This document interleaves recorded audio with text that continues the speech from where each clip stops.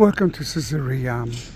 Let's think about a Jew that just accepted the idea that his rabbi was the Messiah. He became the leader of that community. I'm talking about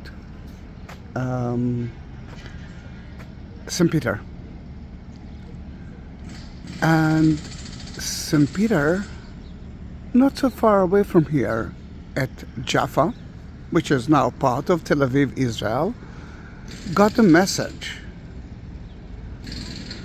You're going to convert non-Jews into the new Judaism, which we know it as Christianity. He came to here, to Caesarea, the symbol, the capital of Rome in Israel, to the house of Cornelius, a centurion, to convert him to the new religion. You must understand that that for a Jew to convert someone to Judaism is almost impossible. It's not allowed. It's very difficult until today. Then he came to the capital and met the centurion, a Roman commander, and he had to convert him into the new religion. This is kind of a state of shock. Now, that city was built by King Herod, and King Herod and Jesus was a totally different thing. Jesus didn't buy any property. King Herod did a lot. He had so many wives. Jesus wasn't married. He had lots of clothes, very royal clothes. The only royal clothes that Jesus had, he wore by the, actually forced to wear by the Romans. Then in that case, totally different thing. And we are visiting the place that I'm not sure that Jesus was thinking to visit. I'm sure that he actually didn't even think to visit. If we're talking about a culture, different cultures in one place, then this is the place. A Roman place, a pagan place, a Byzantine place, Christian place, and even a little bit Jewish place. Then if you will want to take it into one column, then look at that column.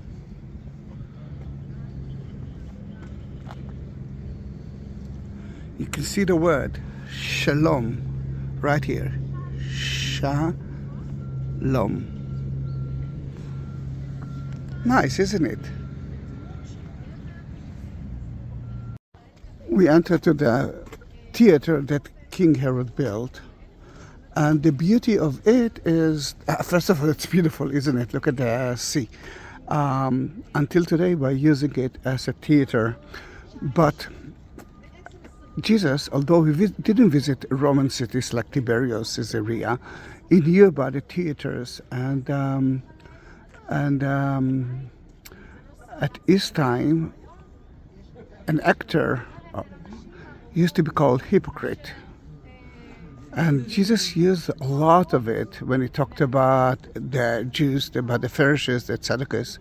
Then hypocrite became to be a very important issue, and maybe it's actually started from the first theater that King Herod, his enemy, built here in Caesarea. Nice idea, isn't it? Right here you can see a column, maybe from the 4th century, but look at that. You can see a cross. Until the 4th century, you couldn't have crosses. The Romans didn't let you do that. Only the 4th century, when Christianity was a legal religion, you could add the cross into it. Now, look at the sarcophagus. This is a Christian one. How do I know it? Let me show you. The crosses. Right here, right there, right there, right there. At the beginning and the end of every sentence. Who's buried here? We know his name. Maybe he was a diacon. Maybe he was someone historian. We are not sure For sure, we are not sure for sure, but the sarcophagus, it's a flesh eater, and I think the name of it is, copious. Then in that case, when Jesus said, when someone came to Jesus and said, I want to follow you, but I have to bury my father first, it sounds so strange to Jesus, and he say, no, if you want to follow me, you have to leave everything. Now, it's for us, it sounds really bad, but maybe what he meant is that he's buried his father in a sarcophagus, and here later he's supposed to wait until a year later to take the bones out, and then to put it in a small place by the name Ossuary. Then in that case, I think that's what Jesus meant. You don't have to wait a year. If you want to follow me, don't have any other excuse. Just follow me. Leave everything behind you. It's not important anymore. What you can see here is the hippodrome, the horse race, and the palace that King Herod built. Now, it looks like a regular palace, which is true, but that part is above the sea. That part is in the sea, and this is the beauty of it. You can see it from here. That part is above the sea, and the other one is beneath. It's actually inside the sea, and this is the beauty of King Herod. And there are some miracles that happened there lately. We found few important things that connected to us as Christians, and we are going to talk about it soon. One of the important things that we found here in Caesarea is, and this is Etty. Hello. Hello, Etty. It's actually the first evidence that tells us about Pilate.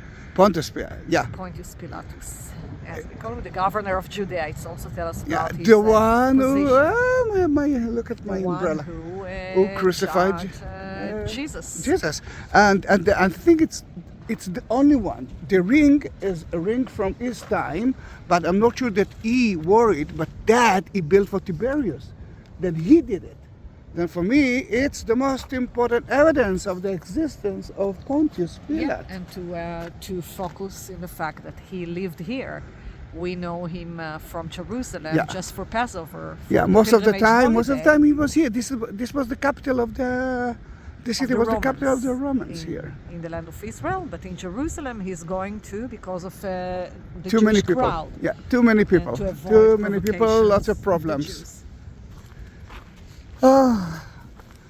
We are enjoying ourselves. It's cold, it's freezing, but thanks God it's mostly freezing but not raining.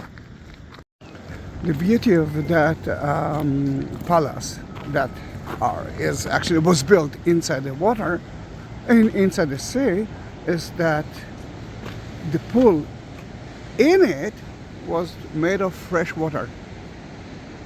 It looks like King Herod controls nature. The port, which is there, but most of it was synced.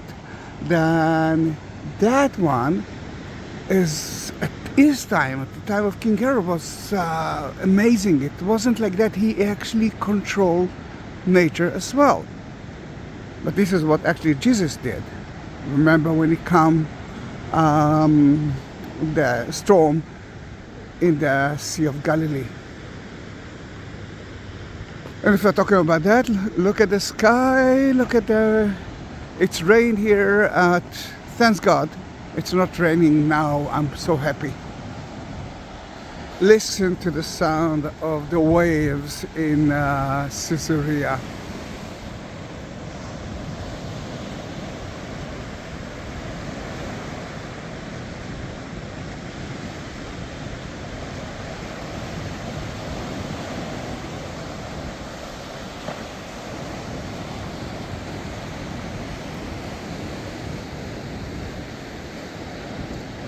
I just mentioned that it's not raining, and here it is, it's raining, but the most important thing here for me as a Christian, beside Cornelius, is the prison of St. Paul. We know that he was set in prison at the palace of King Herod.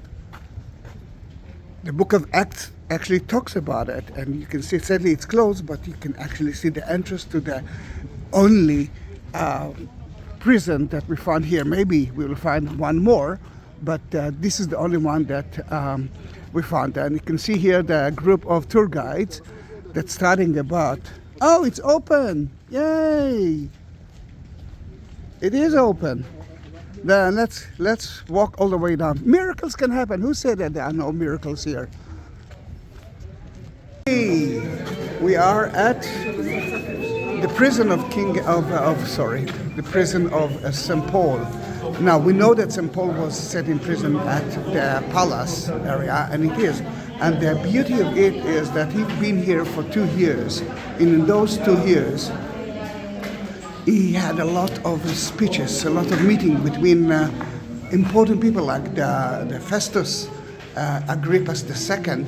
And what you cannot see is that there's a door and there's another corridor to the right and to the left. It's still not open to the public.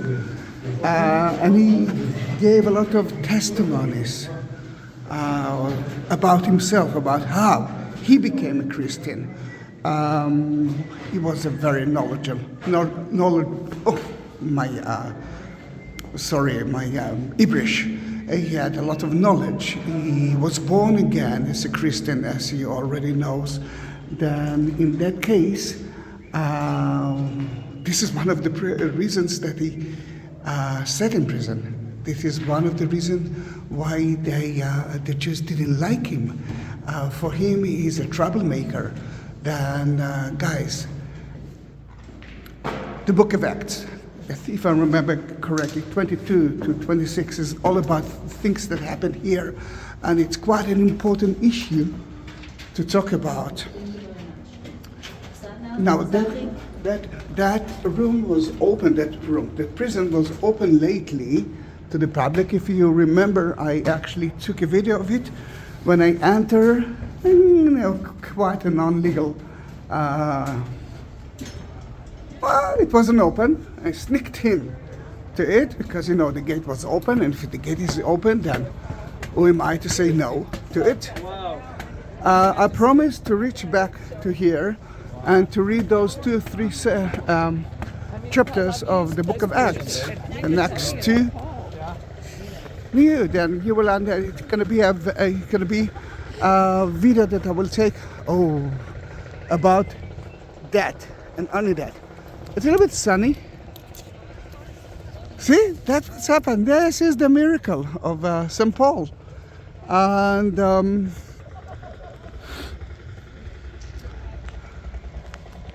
he talked the words of God in front of everyone. What I loved in St. Paul, he didn't mind that people will laugh at him.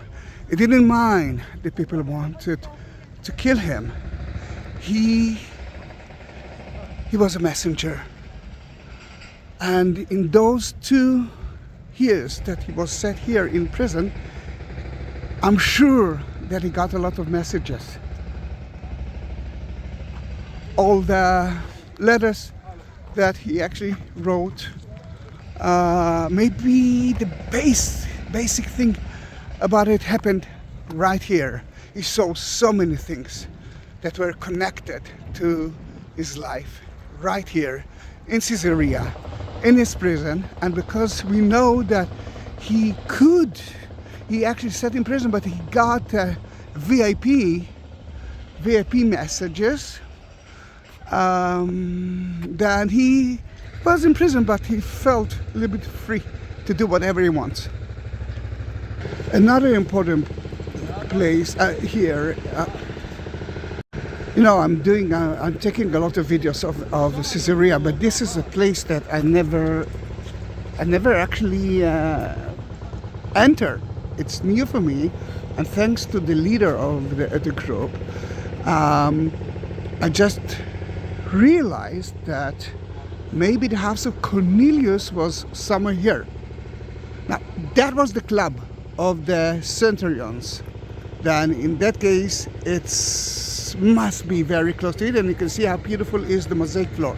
Now, how do I know that this is the house of the centurion. And this is the club of the centurions. And Cornelius was one of them. Mainly because we found here a column that now it's in the museum not far away from here that mentioned that Severus dedicated that place to the club of the centurions. Then, true or not, I don't know, but it's can solve us the problem of where was that house. Where was that? If that area was the house of Cornelius, can you imagine St. Peter here? Can you imagine him talking with Cornelius? He didn't enter to the house. I cannot enter to the house that is of a non-Jewish person. I cannot eat the food. It's not kosher. But then he saw the Holy Spirit. And he realized from that time you can convert everyone into the new Judaism that we know it by Christianity. Now, why I believe that it can be the house of the centurion? Because they were the one who saved or had to guard the Roman leader. One of them was Pontius Pilate, who lived here. Another one was Mr. King Herod. Then, da-da-dum, is that a house? I don't know, but maybe. Why not? We are in the hippodrome that was built by King Herod. But that hippodrome was used as an amphitheater. Remember the gladiators? The first one who've been killed here by animals were Christians and Jews. Christians because it wasn't a legal religion. The idea was to tell them to choose between believing in Christianity, in Christ, or to go back to the pagan, to the Roman belief. Then this is it. This is one of the first places of martyrs, of Christians. For you as Christians, is the place to ask yourself again and again and again. In the future, you will have so many debates between yourself, your faith. Always, when you're feeling weak, always remember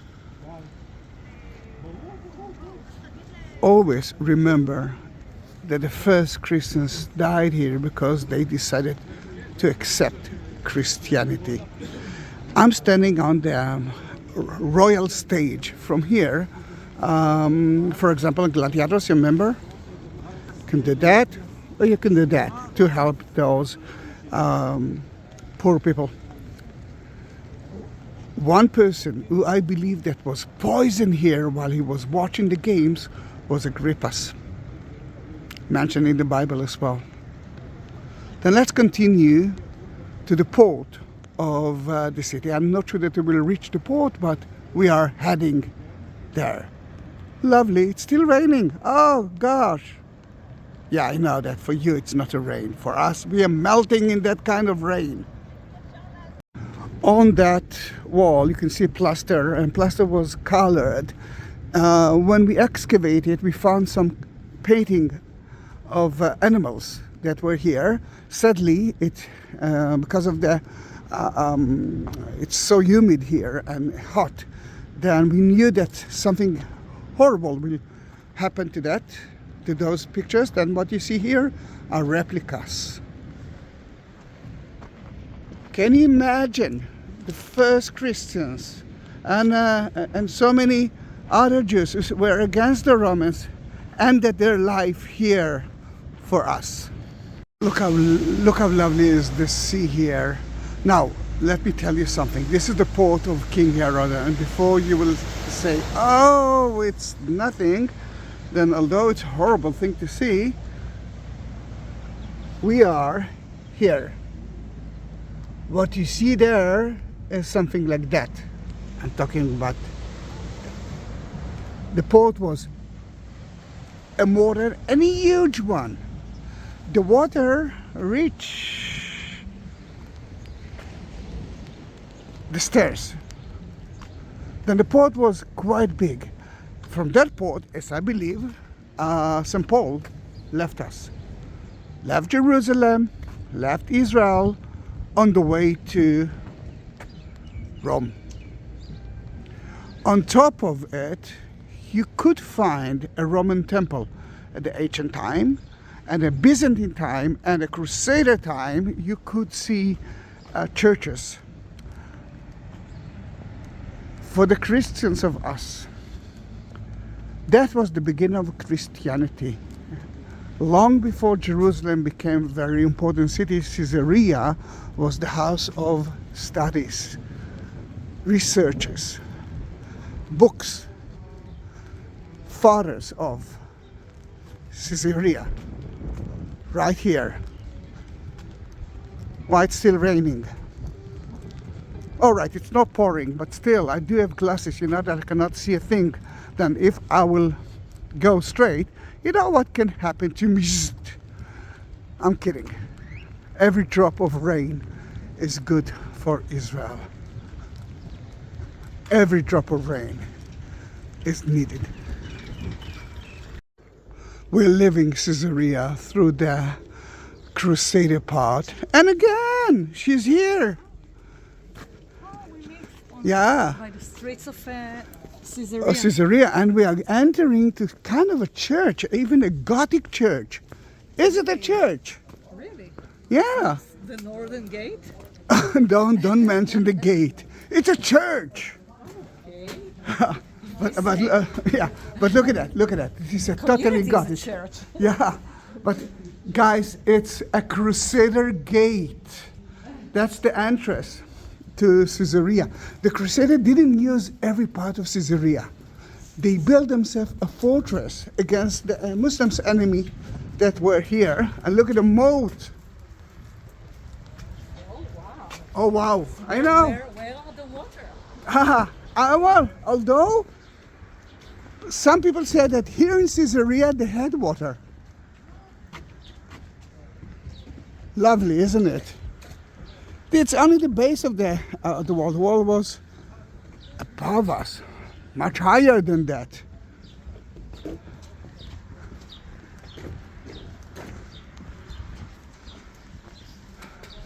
Thank you for being with me in that beautiful tour.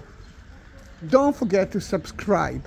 We've been in the theater, we saw the palace, the hippodrome, the port, and here we are on the way. All right, I'm always the last one. Crembo? So cheap. You should buy a crate of crembo. Crembos. Do they know what is crembo? Well, I'm not, yeah, no, but I'm not the last one. You're not the last one. So Leo should buy the crembo. Yeah, crembo, it's like, we call it, yeah, it's a kind of a winter ice cream.